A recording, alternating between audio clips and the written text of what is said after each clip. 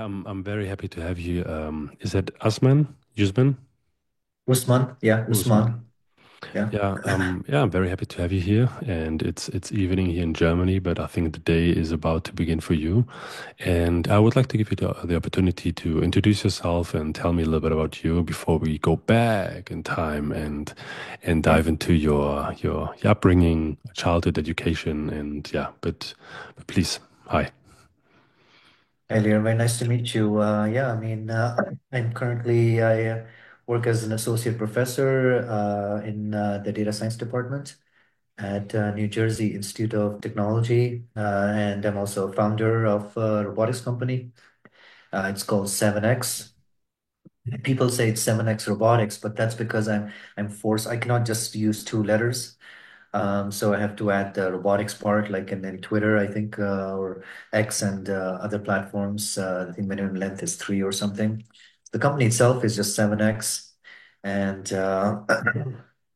basically, I'm pursuing this, you could say, a lifelong passion of trying to bring AI and machine learning to the masses, to people, and really just sort of trying to even, you know, test the hypothesis that is all this AI, is it really useful to people, or is it just mostly is a lot of it just an academic exercise, or is there something real there that can really help people with their lives, improve their lives?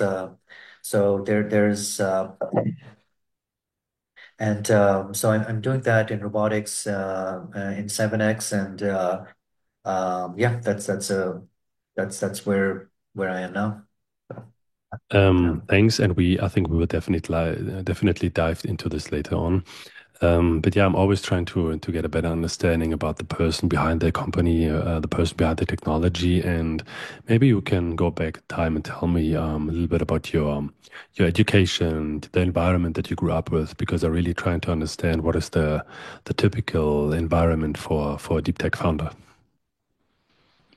Yeah, I'm not sure my environment might be a little different maybe than most other people. My dad, I think he liked to travel, so I grew up in some different countries, Pakistan, the Middle East, and Nigeria and Africa, Mm, and so yeah, and and then I basically of course, I was going to school in these different countries also. But most of my college was basically, some of it was in the Middle East, and then the remaining was all in the US. So pretty much all the graduate education, I did my PhD in the US, and then became a professor. I'm not sure if my life before that, what influence it has on me becoming a founder. But for sure, when I started my PhD, I was very interested in robotic stuff, and this was many years ago. And it's, believe it or not, excuse me, I it was the technology. By technology, I mean the hardware, and also more importantly the algorithms for robot control, and they were just they were very um, it wasn't it you know I don't know, I don't want to say it was non-existent. It was I would say very unclear what the path is, or how do train a robot to do things. And that was quite a while ago. And but as time progressed, I sort of I finished my PhD, and did some work in bioinformatics. But I always had this thing of, like, can this work be useful to people? Um, and I spent several years just trying to see if we could predict risk of disease from your DNA alone. And it was basically kind of disappointing that the accuracies were pretty low. No matter how much DNA we used, we expanded and included a lot of the genomic data. And yeah, that was kind of a disappointment, but you know, it would have been exciting if it actually worked. I guess disease and these things, they depend a lot upon your environment, how you're being brought up, and you know what you eat, your exercise. I mean, DNA plays a role in some diseases, especially like autoimmune diseases, a single mutation, and type 1 diabetes, for example. But you know, you don't need DNA to detect that. You just ask the patient, did your parents have type 1 diabetes? If they say yes, okay, you're probably going to have it too. Mm. You know, you don't need to send them to a lab, have their DNA sequenced, and then run a test and charge them $10,000 and say, yes, you will have type 1. So it was kind of, so that's an example of the kind of, um, you could say interest I had in various technologies and how can it be useful to the masses. And then, we got Wait a more into second. machine.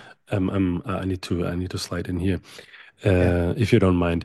And you were just saying now the the influence of the environment has on the diseases that you detect. And here, I mean, you were rushing through maybe because you're so um, living so much in today's time, which is always good. I think I need to train this much more. But if you don't mind, let's maybe go back 2 steps because yeah, growing up in those very different countries, I think does have an effect on you. And things that happened, you said a lot of things happened during your PhD or after your PhD, but getting to the position where you're doing a PhD is a long way anyways, right? And to make the decision and to be able to do this kind of thing is very hard too. So only very few people, I mean, nowadays more people, but back then, not too many people were doing a PhD, right? So uh, maybe you can share a little bit about this.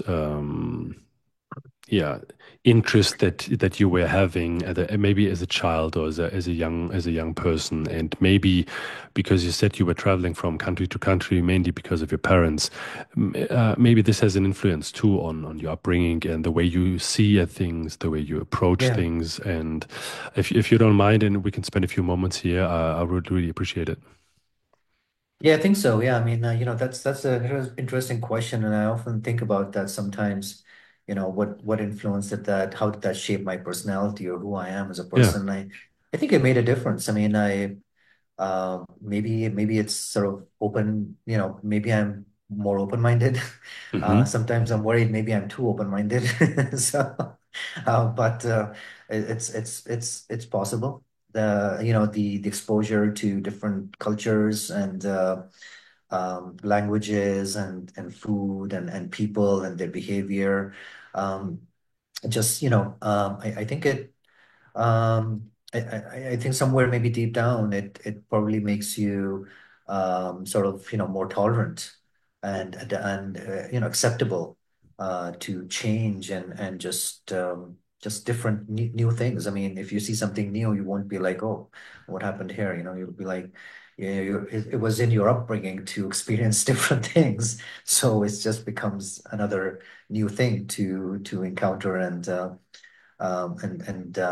adapt to and work with or try to understand it. Um, I'm not sure how if that yeah it is possible that somehow deep in my psyche that put a seed somewhere in my psyche that said, let's, maybe you're encountering new things in your life, and maybe you can try to make something new also. Um, and it's hard to tell what's going on in the subconscious, deep down. And but this idea, I think that, I think generally the idea is to, the technology.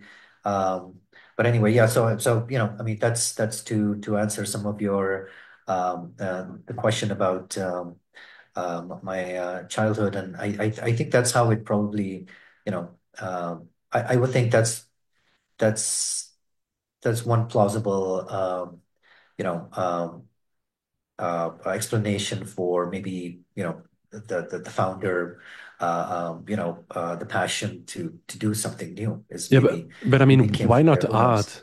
right? Why not art? Why not sport? Why not languages? So this is where I'm saying a lot of founders that I have on the podcast, they're telling me I was disassembling radios or electronic parts when I was very young, or my father was an engineer, or I was always very much interested in mathematics. So this is what I'm aiming at. Is that something that you came across very often, or I mean, one of the founders that had just recently told me that his parents were in a design company, right? So they were designing Yeah. stuff and do advertisement, and he became an engineer, right? So this is like two different parts, and but the parents were always very supportful and very Yeah. helpful, and so yeah. Was it Oh, something that you were interested very early on? oh wow, that's a very interesting question, and I totally forgot about all that. It was it was a while ago, not too long ago, but still, yeah. I mean, no, I it's very interesting you brought that up. I mean, I think I always wanted to, and that this I totally forgot about this part of myself actually, but I think I wanted to be an artist, and art has always been a very big part. I mean, I have a record of creative artwork, which I try to keep it. I don't usually share it publicly, but some people know. So yeah, I mean. In definitely in literature and in music. So I would yeah. I mean I've always been I think I could consider myself an artist first and then anything else after.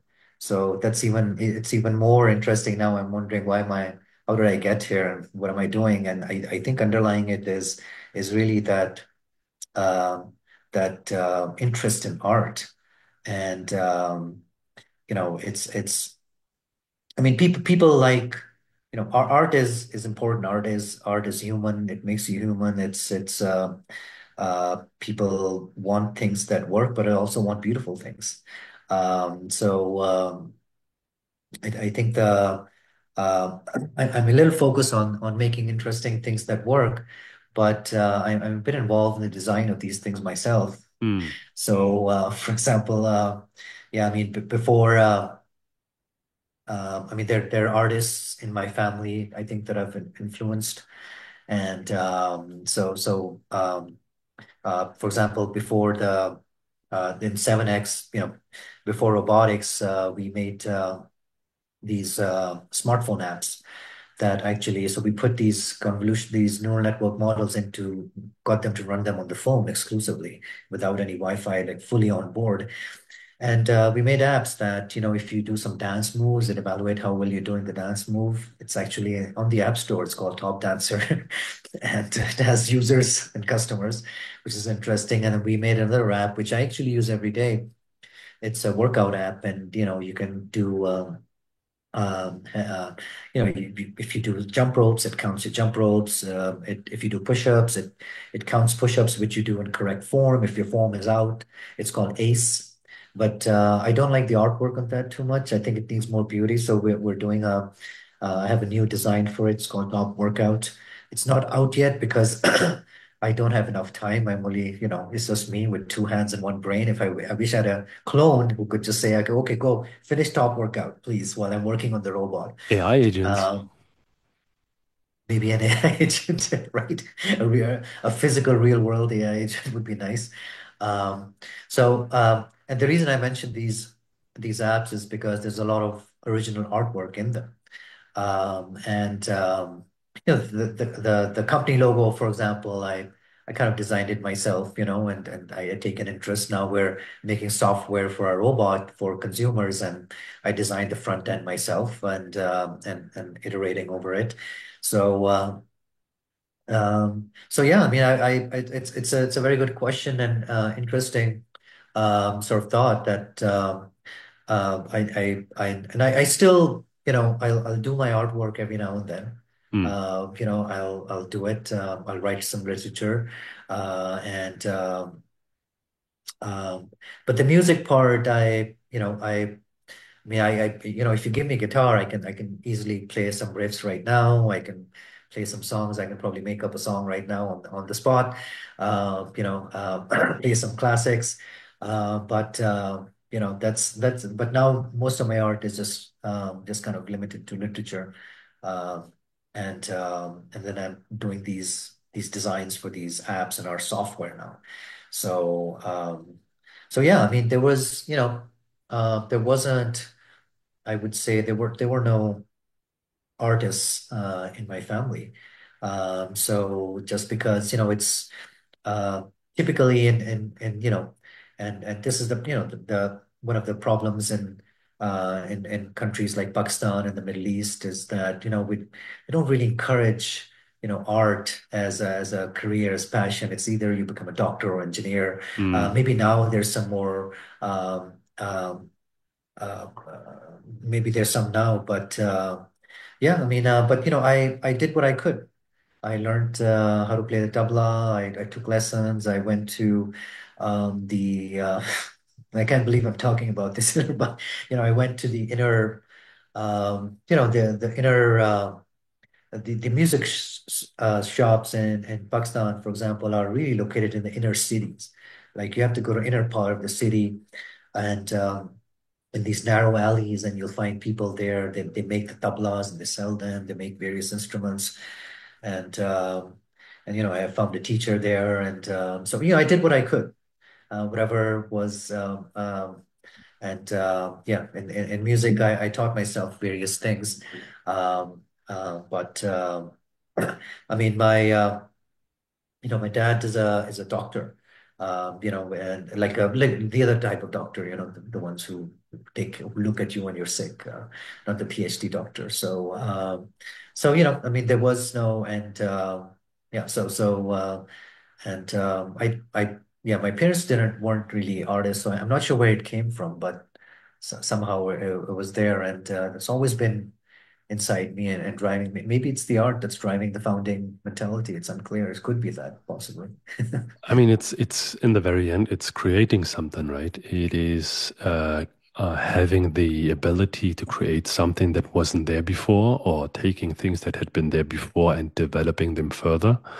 So this gives you the power, maybe might be the wrong word, but gives you the ability to express yourself in different ways, to use your imagination, your drive, your knowledge, your expertise to uh, explore different kind of topics and really make something out of it that, as you said in your Yeah. studies, hasn't been there before. So it is kind of art, Yeah. and it's interesting to have this, uh, let's say, maybe soul or interest or hobby in art, rooted in art, and then now working with robotics, right? So this is, it seems like if you would talk to some random persons, the majority of people would not think that this is connected to each other. I, to be honest, think it's very much connected with each other because um, yeah, having a Yeah. blank Yeah. canvas in front of you where you can now apply different kind of arts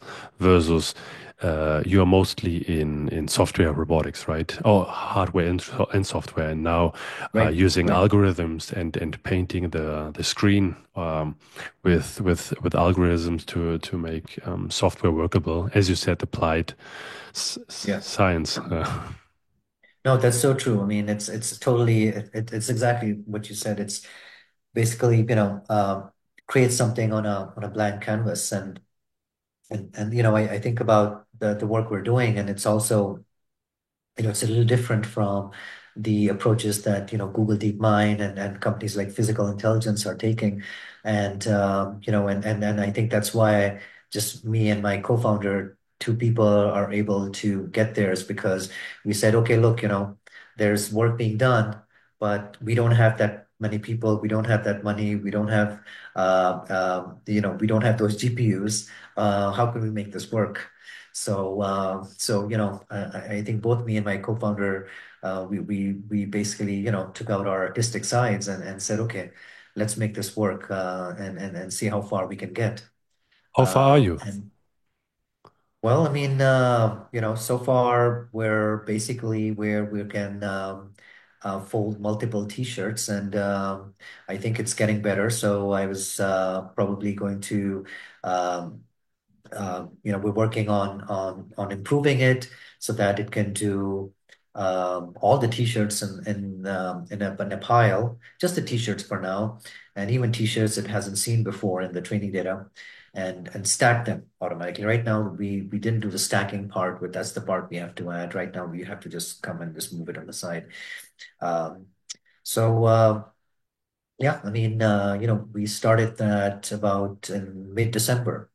So, but this was after doing all the dishwashing, which was basically really an eye-opener and helped us with our approach. That's where the canvas was totally wide open for us. And we said, okay, let's cover the robot arms with plastic because we don't want it to go water. And then we prayed every day that hopefully water doesn't go inside, and it didn't. So the plastic worked.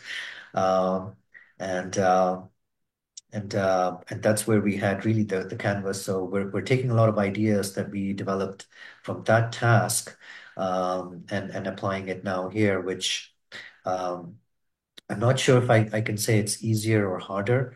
I think there's a mix of challenges, and it's funny people don't know this, but when it comes to cloth, it's weird. These computer vision algorithms, it seems that cloth is a bit of a challenge for them.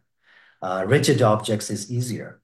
But when it comes to cloth, because the problem is that every time you pick a cloth and drop it, it's the shape changes. Mm. And these neural networks are great at recognizing, rigid objects. But when it comes to cloth, it's interesting. It's weird. I mean, nobody ever talks about that. Nobody ever published any said anything about that in the millions of publications on computer vision. Nobody ever said, "Hey, by the way, it's not going to be easy to classify cloth." I'm like, okay, now we're learning it. And when you said to bring robotics to the people and you're focusing, I mean, it's always good to focusing on one problem at a time, but now as you're trying to solve t-shirt folding, when it comes to building a company, as I'm talking to a lot of founders, and Yeah, you were mentioning solving a problem, which is always uh, a good way to start a journey from becoming an entrepreneur, yeah. seeing there's a problem and there's a need, and then um, finding a solution for that problem. But I mean, t-shirt folding is, I mean, let's say, I don't know if the market is huge, would I buy a robot for folding t-shirts? So I do understand that Yeah. this is about the technology that's behind it and the challenges, as you said, that you have with clothes. But from an entrepreneurial point of view, what is because you said you're two people? Yes. Yeah. What is, and you're still, I mean, you said that you're associate professor, so that means you're deeply Right. involved in academia. So this is a side project, as far as I understand. Yeah. Yeah. Yeah. This is on the side, and the university it gives you time, like at least one day to work on other things, and also it it it is side project also considered as research. But yeah, I mean, I think, I mean, you're right. I mean, the laundry folding is it's unclear what the market. I mean, what we really want is to make the kitchen robot. That's what we want. Is the robot that will make your morning breakfast, make your tea, fry an egg or boil an egg and toast some bread, put some butter on it, and maybe even cook more for you. And with time start to cook more. And I think that would be exciting and fun and useful. I mean, I would love to have a robot that can cook some decent food for me. Yesterday I made some food, and the whole process takes a lot of time. And then I was so tired afterwards. I just ate a bit and I fell asleep because I was tired of standing and cooking all day. And is that something that you think you would like to develop this to a certain stage and then trying to find a partner maybe in the home appliances world? Because there's a lot of companies. I've been doing POCs with these kind of companies in the past about how you can load and unload the dishwasher, for example, or when it comes to a cooking place, what kind of apps can you use? Maybe there's VR, VX involved to show you what kind of recipes and what kind of ingredients do you need. So there is companies are not sleeping, right? So there is something happening. Do you plan on building your first working MVP and then reaching out to potential customers? So is there anything you would like to share Yeah. or we can Yeah. discuss what could be next steps for you guys? Oh yeah. I mean, so we're definitely open to various things. I mean, um, I think the current plan is to basically make software that's like a basically a Windows standalone program that you run, and it would be connected to the two robot arms. And so what we're doing right now is we're making the softwares that you or anybody should be able to buy these robot arms and set up a camera. And then our software will help you calibrate the camera because we want it to be at a certain height and an angle, and it'll help you calibrate the arms because we want to make sure the zero initial position is the same. And these are very simple. The software will do it automatically for you. Um, and once that's set up, then it should be able to do the task that we've trained it to. Right now, our plan is to make the laundry folding accessible to anybody in the world who wants to use it. And anybody in the world should be able to look at our hardware spec sheet and say, okay, this is what I need, and all of the things you can get pretty much from Amazon except for the arms. And if you want to the same oak tree table that we use, you can get it from Ashley, dining stores or something, which I think is an international. I think Germany has a branch also, so it's a very big store, I think. Um, So uh, yeah, so I sorry to mean, interrupt you.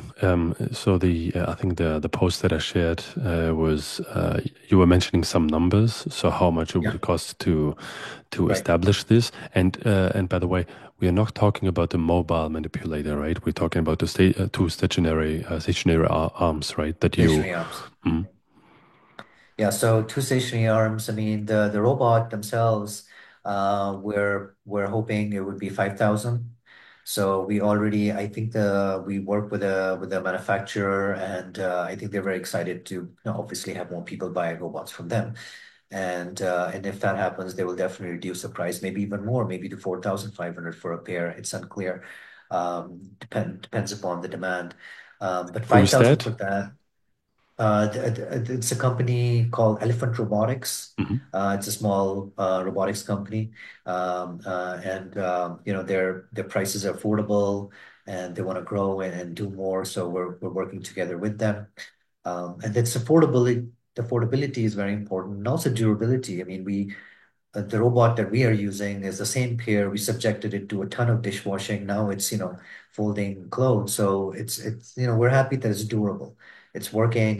Nothing is broken. The servos are working, and that's very, very important. Um, and so there's that about for 5,000, and then the 2,000 mainly is going to be the laptop, and that's where the cost sort of is. We might be able to lower it. Right now, I mean, I think we're testing it on the NVIDIA RTX 4090, which is the sort of current latest generation. I think the 5090 is coming out very soon, but we don't need it. We don't need that speed. We think that we can probably run it on a 4080, RTX 4080 or RTX 3090, which should lower the cost of the laptop. So the 2000 mainly is the laptop. Now, these are ballpark figures, of course. And then the cameras themselves, you get them for $30 each from Amazon. So you just need really just three cameras. And then you need a table stand, which is like a camera stand, is about $20 from Amazon. And then, of course, the oak table. I think most people already have an oak dining table. We don't think you need an oak table. I think any dining table will work. Any table will work, not dining table, but any table will work. And then there are two tables that we use on which you place the robot arms, and those are from Amazon, and I think those are about $100. So the ballpark is 7,000, and it's assuming we can bring the cost, we can run it on a lower end laptop. And I think we can. We haven't tested that yet because right now we just want to make sure that it can do a lot of different t-shirts of any color and then stack them. And then we want to do t-shirts, pants, just some basic garments. Garments are very popular with just t-shirts, pants to start with, just these two. Um, and so we're focused on just that part. And but I think we can bring it down But yeah, but it's around 7,000. Might be slightly more with some of the accessories, maybe 7,500. But yeah, that's around the ballpark. But these prices are going down.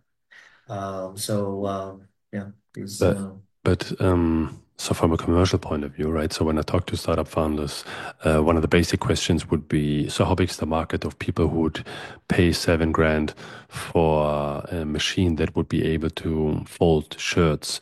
I think the other use case that you said was cooking or dishwashing, and so then we're yeah. talking about a kitchen helper, which has because I mean, I'm in the kitchen every single day, but let's say I wash my clothes 2 times a week, so it's just 2 occasions where I need to fold t-shirts. So let's say it becomes a kitchen helper, right? So let's say uh, a kitchen robot that I actually can, I mean, cooking, washing my clothes, I do 1 or 2 times a week, but eating, I do 3 times a day. I mean, if I'm home, right? Eating When is I'm at work. fundamental. Everybody needs to eat. Yeah. Yeah, so I think the really thinking about who would be potential customers and how much would they be willing to pay, and would Right. it here be better to have a B2C or B2B conversation, right? So would it be me as an end customer, would I would like to buy this system and install it, or would you maybe your customer should be those places that sell kitchen, right? And or maybe high quality, very expensive kitchen because you can pay 30 grand just for a stove if you want to. And maybe Sure. these people would be much more interested and willing to pay 7 additional grand for having this kind of very new, I mean, if it would be working flawlessly, Yeah. then a very eloquent kitchen helper, right? So is that Yeah. something that you are discussing just between the two of you, or is that something that you're already in some sort of incubator, accelerator, startup, whatever? Are you having this kind of conversation already? Yeah. So yeah, I mean, I've had the conversations about joining incubators with some people, and I've just been again. It's just a matter of being able to dedicate some time to make that video that they all want to see with the founder, and which it's just that I when I do it, I want to do it right and clean. I don't want to just record some 1 minute video and just send it off. So. Uh, where we've had some conversations like that. Um, the the kitchen robot, the problem is that we need a hand. Right now, we've got this gripper, which is kind of like just two claws that open and close, and we cannot do much with that. So I'm spending a lot of time looking for a robot hand, which actually has a remote controller. And it turns out there is a company called Inspire Robotics that makes this robot hand, and they sell it Chinese currently company. for. I think they could do It's a Chinese. 6K Yeah. per hand. Yep, six Yeah. five K, Mm. around that 5 6K, and then their controller is maybe 1 or 2K for the controller. So I'm actually talking to them and telling them that look, can we need to fit the controller into the controller for the arm, because so that we have one unit to do the controlling. I mean, it doesn't make sense how we're going to control the hand and the arm separately. So I'm just sort of going back and forth with them and trying to understand. Look, these are robot arms we work with, and I mean, can your hand fit into one of these? Because they're also right now saying that our hand works with robot arms, but those robot arms are mostly industrial and the costs are very high. So I'm trying to see if it can work with these other robot arms, and maybe it will. Maybe they just haven't gotten around to it. Maybe they haven't had a customer like me show up and say, hey, can we make it work with these arms? So we are going back and forth with them. I mean, I think the kitchen robot is going to be not 7,000. I mean, the hardware alone, I think is going to be 10,000. And I think that probably will require an RTX 4090, and that's going to be about a $3,000 laptop. So the whole thing of that might be 13, $14,000. But still, I mean, if you have that robot that's cooking for you and cleaning your vegetables and produce and maybe chopping, so the hand will have more power. It has a higher payload, and with the fingers, we can crack an egg. We can do things with fingers. So it'll cook and clean your kitchen and yeah, help you prepare all sorts of meals. So the cost will be higher. Yeah, I mean, so but again, these hardware costs were they were much higher or completely inaccessible to consumers a few years ago. So I don't know when they became so accessible, but we started out with a very small, simple robot, also from Elephant Robotics. It's a $700 robot with a lower payload, but that's what we started off with the sort of experimenting, training that robot to pick up let's say a vial of water and pour it into another glass, for example, and do other experiments just to test the models. So I mean, even that is. I can't imagine buying a robot arm. It's a 6 degrees of freedom robot arm with a gripper. I mean, the robot is 600 and the gripper is like 150. So the whole thing is about maybe 750 Um, or 800. But that price even was not possible a few years ago. So maybe by mid of this year, the price of the hand will drop, the robot arm price will drop, maybe.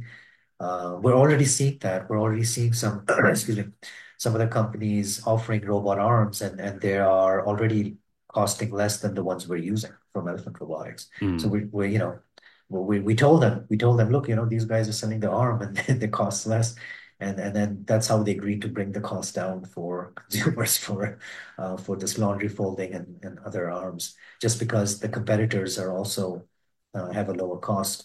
Um, I think one thing we are lagging or are behind is as you said, and sort of the business aspect, which is talking to restaurant owners or other business owners. Right now, it could be laundromat owners, um, and just to or investors, which we have spoken to some investors, um, just to see if they can. But we're more interested in talking to business owners who would be interested in using our robot in their business. We're lagging behind in that, to be honest. I mean, that's the truth. Where we just and I need more time. As I said, I need that AI agent to go out and do the business. But we're getting there. I think we're gonna get there. I mean, one thing is there that if the laundry folder people are using it and it's working on their end, I would consider that as a bit of a success. I know Physical Intelligence released a model, and some people have already tried it and reported, some varying degrees of success. Um, but it's still, I think we want to provide something that's easier to set up for someone who doesn't really know what Ubuntu is, which is the Linux operating system. We wanted to work on Windows, which is the most readily available OS, and so we're also focusing on that aspect. As opposed to just throwing code out and say, okay, look, just go download it and get it to work yourself. So we're not taking that path, I would say. I But would like to ask a few things. Have you seen the work of so this is Remy Cadenne and Rob Knight and a bunch of other people, especially the from the Le Robot community. Yeah, They have been doing a yeah. lot of things. Hands is a big topic. Affordability, printing your own parts of a robot Oh is yeah. a big topic. First this and the other thing was. I think, especially in the entrepreneurial world, outside on social media, it's something that is find paying customers first. So selling first and then building. So especially people that are coming from a long career in academia and are very deeply rooted and very close to the technology, developing technology that has not been there before, are focusing not enough on the business aspect because in the very end, finding investors or making investors happy is one story to tell. Yeah. But even them, in the very end, they would like you to have customers, so Right. so you get paid. So then they get paid. So I think talking to business owners, talking to potential customers, and here again, uh, finding someone who is willing to pay anything between 7 and 13K, whatever that number might be, for a kitchen robot, I think you should definitely maybe even put a pause button on developing the technology, because you don't want to spend time and energy developing some. I mean, if you're just interested in developing the technology, especially as you stay, maybe if you're staying in academia, that's a different story. Yeah. But if you really would like to get the company off the ground and trying to find paying customers, then you should definitely put as much time into research and trying to find out, is there a market for it? What do the Right. customer want? You were talking about interface and apps before. This is also something that I've seen very often in the past, that from a technology point of view, it's working, but is it, as you were saying, the word accessible and intuitive? Then the answer is very often no. So how do you think about Right. that? Oh yeah, that's a very important thing. I mean, I think so. One thing we've been doing is sharing these videos on X, for example, and we've got varying degrees of interest, and we found some people who were very specific and said, okay, I will pay this amount. One guy's, I'll pay the price of a Hyundai, right? Which is I don't know which Hyundai he's referring to, but I would assume the minimum is 10,000 to buy a new Hyundai. So so he said he would, and some other people also, they're like, okay, yeah, I would like to have this, and I will do the 7,000 for this. So we've got some interest there. I mean, just from regular people. Um, I think I think if the price is lower, we probably would have more interest. And I mean, I was thinking about laundromats, and I'm like, a lot of people have washer dryer in their home also now. And as you said, you can buy one. I mean, you can buy one for $5,000, or you can buy a pair for $1,000. One if you go on sale time, if you go when it's sale, you can get even lower amount. So you can have these in your home, and then. And then the laundry folder would just be folding your laundry, but of course, then it would cost more than that. I mean, what other thing we want to do with the laundry folder is that we actually are going to demonstrate some other tasks like assembling food. So one thing is Hmm. is food assembly. For example, assemble a burger. That actually is not very hard. And I'm a little surprised why we haven't seen that demo yet from some of the other companies. But assembling a burger whose components are lying in front of you, that's what a human does, right? When you go to, for example, Subway, or you go to a restaurant, from the fast food places. I mean, they've got stuff and they're just putting it together and package it and give it to you. Um, I mean, it's not very hard to train a robot arm to say, okay, that's the bread, pick up the bread, put the patty, put the lettuce, put the onion, squeeze some ketchup and mustard, put the top, and wrap it up. That's actually one thing we're planning to do. Just saying, you're pitching now. To me, it seems to me, right now you're pitching now to a much bigger market, to clients and Yeah, customer that have deep pockets, right? So if you could bring up two robot arms that work consistently and just the way you want them to for 13K, I think some burger flipping businesses would be very, very happy to buy these kind of things. So this is what I'm saying. Maybe you yeah, should. So would I would like to have a play to robot arms that folding my clothes, and if I'm an individual, can I afford 13K, or would I be a business that would be very happy to get rid of some employees, or let's say help employees to yeah. putting together burgers? So maybe you should explore this direction much more, right? Right. Yeah. I mean, we basically we got these robot arms, just to give you a bit of sense of the timeline. Last July is when we received them, and before that, what we were doing is working on this little toy robot that I mentioned, the $700 little 6 degrees of freedom robot. Just testing our algorithms, making sure can we get it to can we train it with imitation learning to do basic things, and all of that was working. And then we went to this bigger robot arm. So, I mean, I think we could move faster if we just had maybe more people, and there've been some interest from some people who are willing to basically even say, okay, we'll put in our time for free. But I'm not sure how much of that time is there. I mean, the last thing I want to do is have somebody working with us, and I'm constantly like, on them and saying, hey, what are we doing? What's happening? So. But more people will help us to speed this up. I mean, so so so we got the robots last July, and then we were started working on the dishwashing, and then we basically sort of realized that okay, I mean, we need the hand, and there's even for the dishwashing, the hand will be useful. Holding glasses and cups, some of those things are a bit of a challenge with the two standard gripper approach. But interestingly, I think we can do the food assembly with the gripper actually. So after we sort of developed the model to a degree where we're like, okay, it's working, it's generalizing. Let's try this other task. Let's try this laundry folder, and then see what's happening. And then even we had in mind the laundry folder and the sort of food assembly. We're like, okay, um, we should be able to do the food assembly also. So there's a bit of that how much time yeah and I think we're doing the software right now, and we're focused on that. As soon as that's ready, we'll probably do some demos there, and then I think immediately start on a basic burger assembly.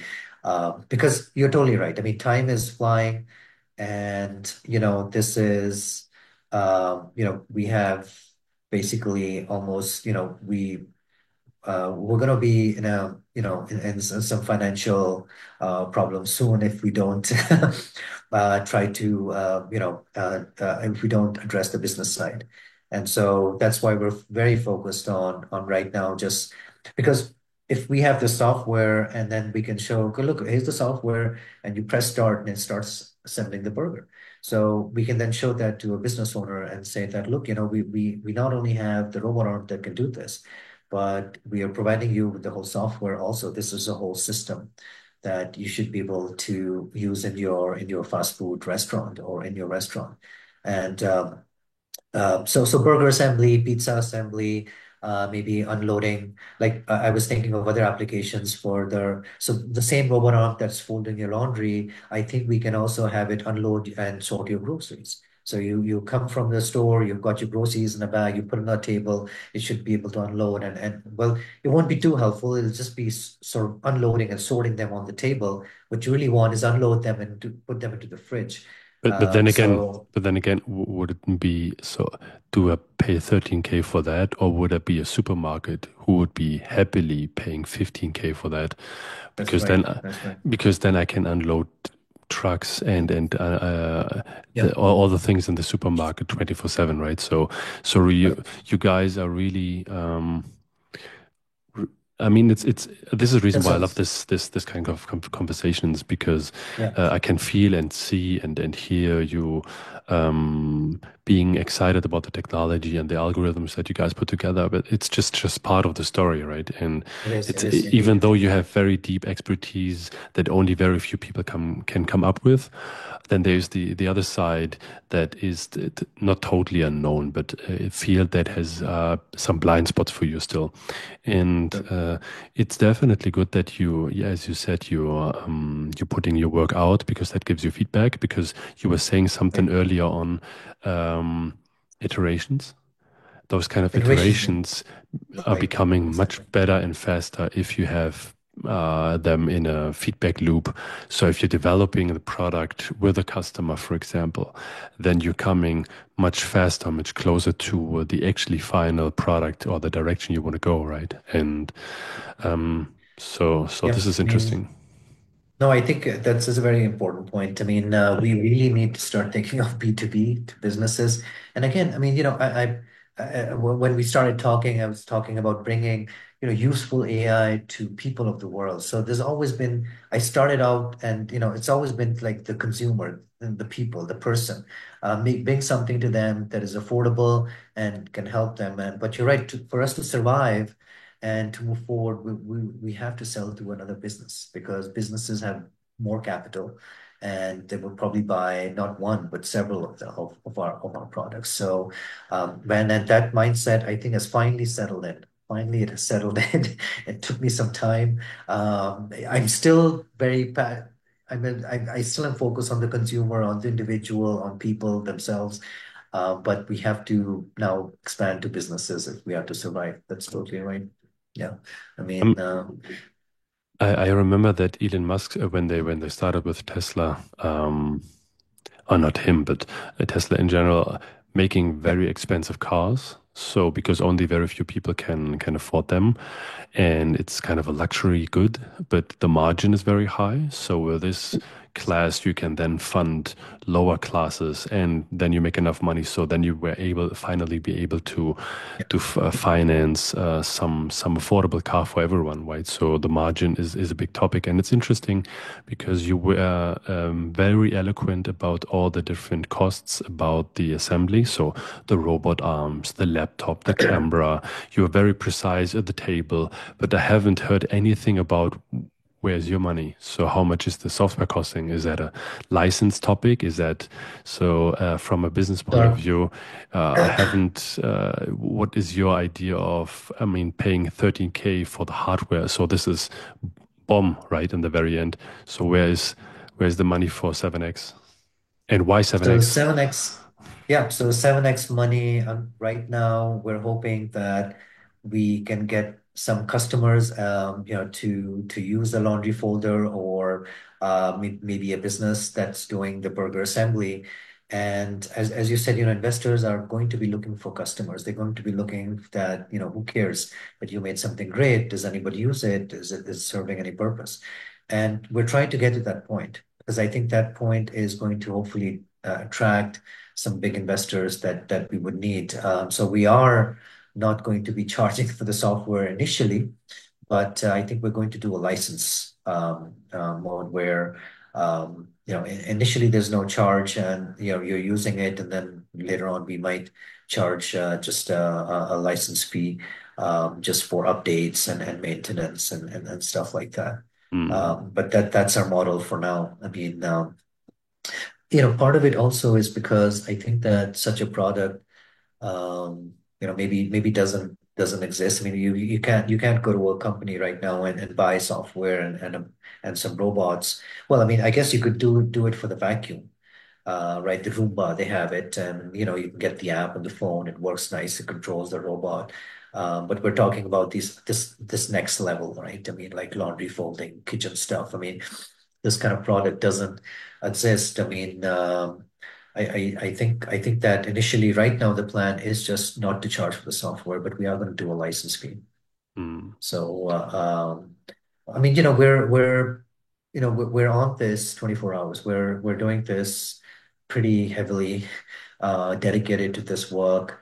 And I think I probably will have a white paper also describing some of our results and generalization results that we've had, especially in the kitchen area. So yeah, I mean, I'm working on that also, but we're very much focused on just getting the software, getting some workable.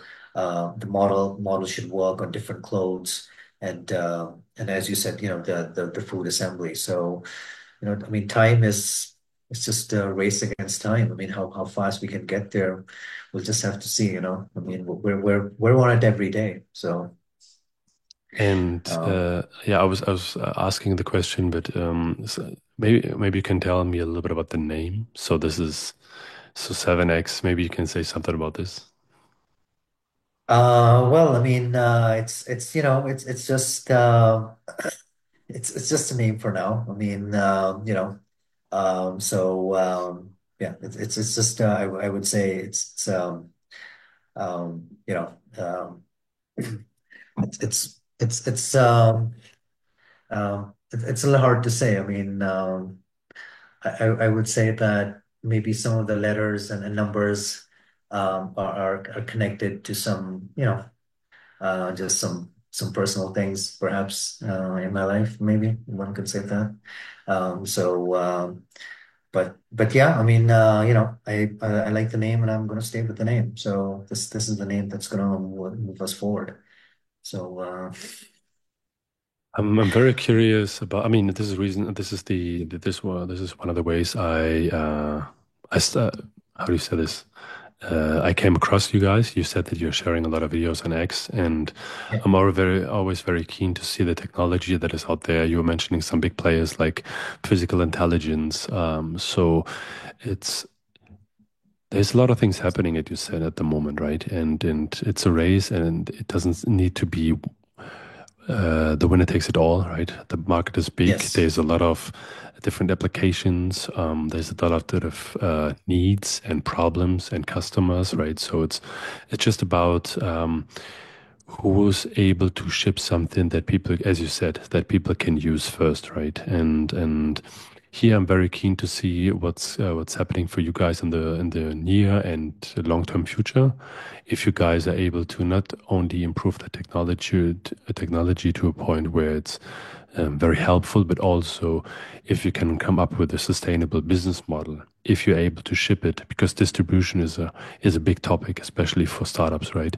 How do I be able to bring it to the market, to the people, and yeah, I really would like to have a second episode in 6 months' time, 8 months' time, to see It's, yeah. how far guys are coming, and because I'm always interested in, like I said, the struggles of being a founder, of becoming a founder, of the different aspects that I'm been pushing into when you become a founder, right?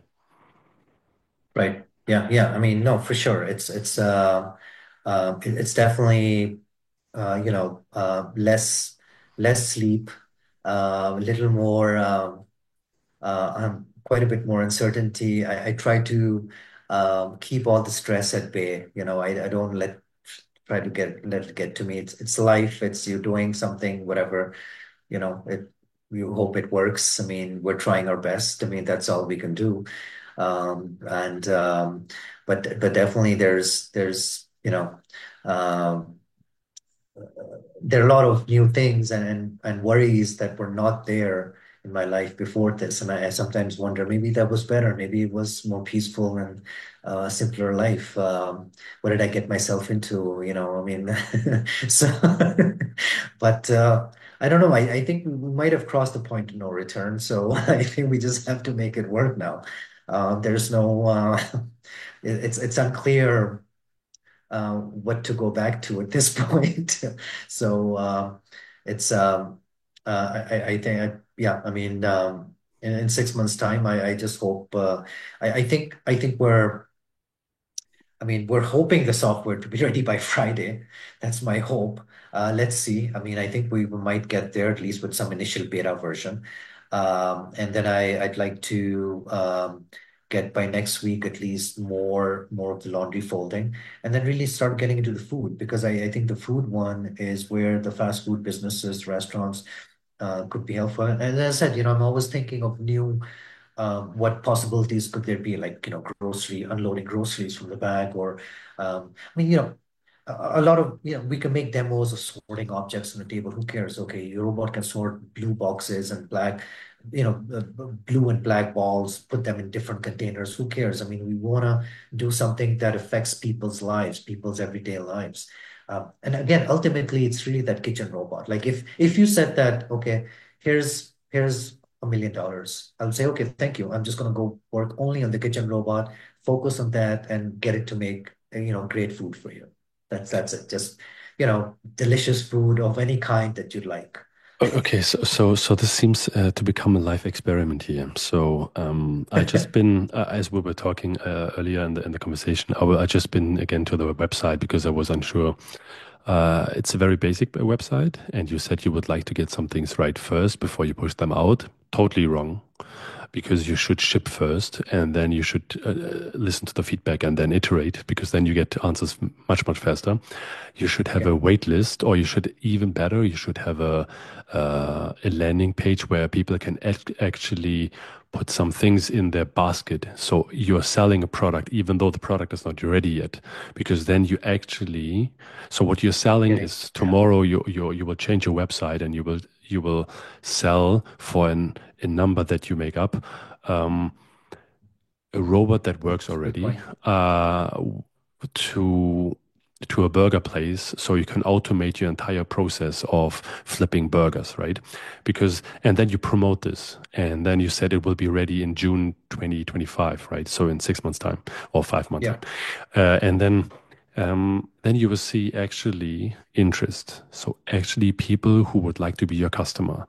And then with that interest, you can go to VCs, and then you have a nice pitch deck, and you can then sell the story. It says, look, I have potential Yeah. customer. If I would have the $1 million, as you said, if you give me the $1 million, then I can work on this problem because there's obviously people who would like to buy this product. So this I is the see. I way. see. So this is definitely. So I would like to have a conversation afterwards with you, but this is No, I definitely think something. that's very Yeah. good advice, and it's very. I mean, this is these are, and I need this kind of advice, honestly. I mean, so I'm definitely, that's a good point. I was thinking about this. There should be an add to cart, something on the website, and just last night I was thinking that, and it's not hard to do it. I mean, I was like, I'm advertising products, and what if somebody wants more? I mean, I should give them an option, I mean, it's a wait to at list. least, yeah, And the I wait think list, I right? think I remember that when Elon Musk was putting out the for this car, so this massive car, right? I think he even faked some numbers. I think he said within the first 24 hours there were 250,000 people being on the wait list. I think you needed to put down $50 or something, and they haven't even started with the production. I mean, I'm not Wow, 100% sure about the facts here. I don't want to say something, but like the fake it till you make it approach and selling the dream first and then building the tech behind. I think this right, is, right. you should be accustomed to that. This is the normal business the majority of startups are in, right? If you're Right. developing and you have, I mean, the product should work somehow. So you should have a minimal working product, right? But Right. uh, I mean, it's a very interesting game you're diving into, and from a No, and technology it's point a of view, but from a commercial yeah, point of view as well, right? totally. I mean, and you're totally right about I think one reason. I mean, I think we're at a point now where I definitely a lot more comfortable, and I'm going to do this. And we wanted to sort of convince ourselves and be sure that look, can we do this? Can this be done? Can me and my co-founder alone? Can we come up with these algorithms to do this? I mean, we can't be we don't have time to collect 8,000 videos. We can't collect 8,000 videos like Aloha Unleashed in Google DeepMind or physical intelligence, 10,000 videos. We don't have that manpower. Can we do it? And I think we're at a point where we're quite comfortable. Yes, it can be done.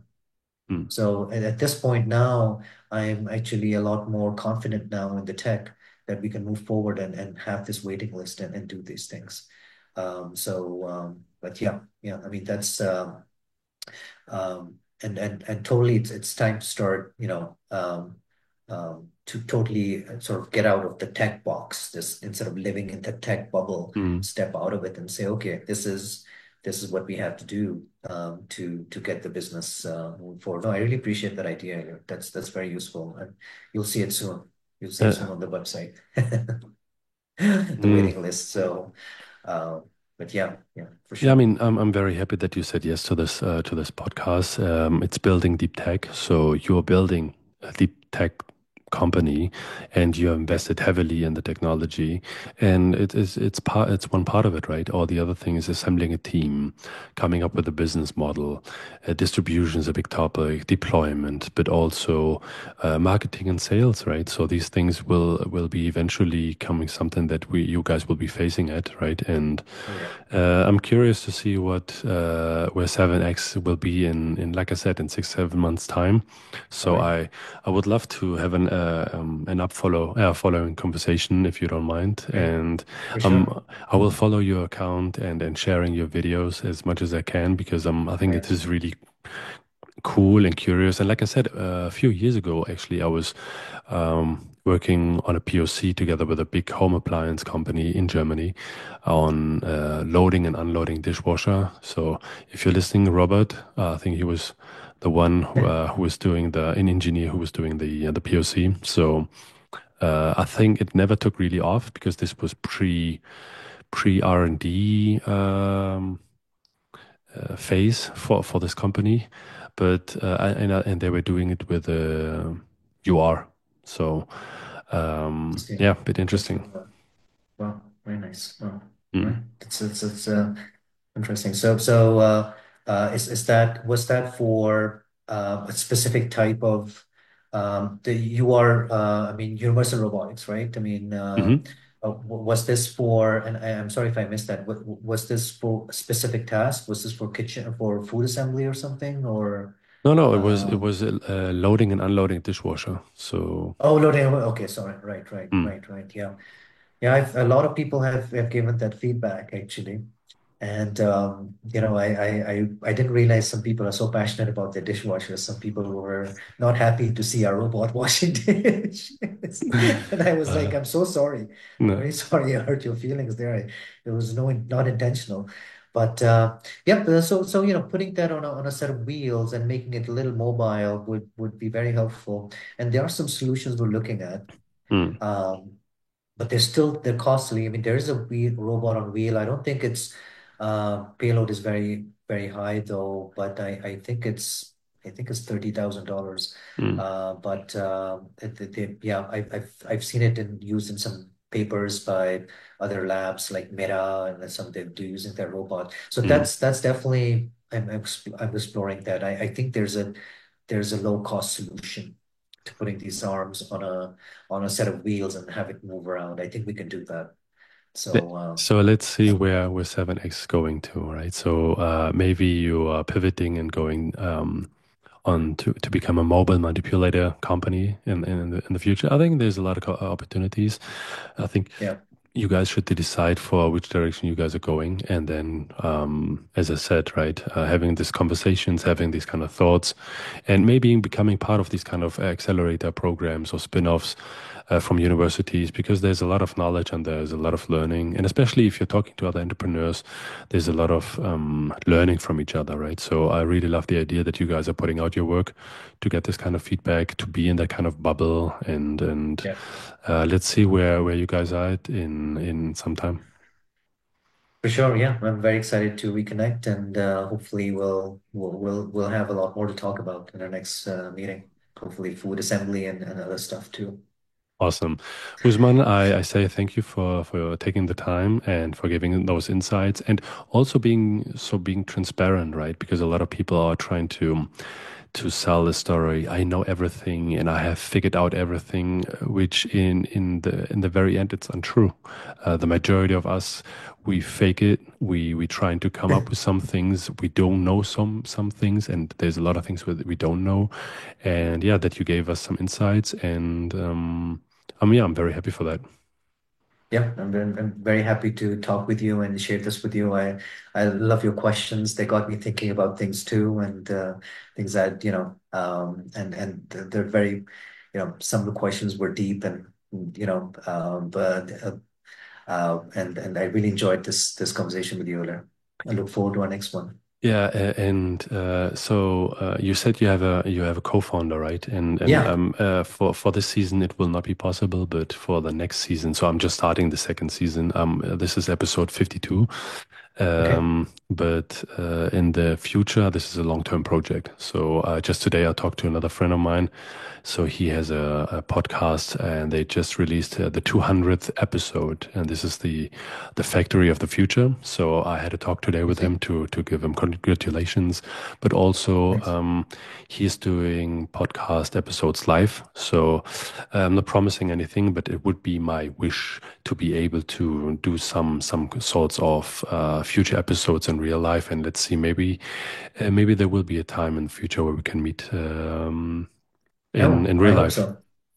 For sure. Yeah, I'm looking forward to that for sure. I mean, as we grow and expand, I'm going to have to start traveling as well and meeting people in person. So for Awesome, sure, yeah, awesome. yeah, and look Then forward to that. yeah, then thanks for everything, and looking forward to talk to you in the future. All right, same here, Lou. Yeah, take care. Bye bye.